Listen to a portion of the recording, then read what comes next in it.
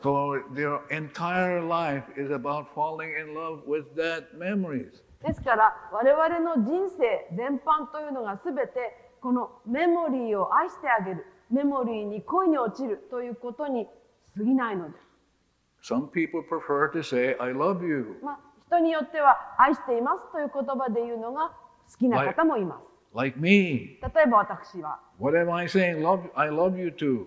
私は何人に関しても I love you という言葉を Back pain, 例えば腰痛とかですね、 numbness in my なん feet. か足がちょっと何も無感覚で感じられないとか、 Ice blue, next line. アイスブルーです。 Ice blue, Ice next blue. line. Ice blue. アイスブルー、 Ice blue. Ice Ice blue. アイスブルー。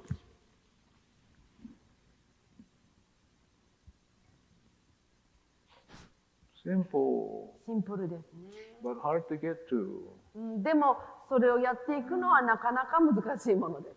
Hard to be 100% responsible. What is going on in me? You're always looking only at you. 起きていることに 100% 責任を持つというのは難しいものです。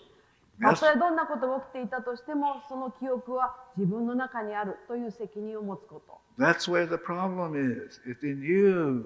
問題というのは自分の中にあるわけです。 When you correct it in you, you correct it in everybody. そしてあなたの中で問題を正す、訂正することができれば、他のみんなの中でもその部分が訂正されます。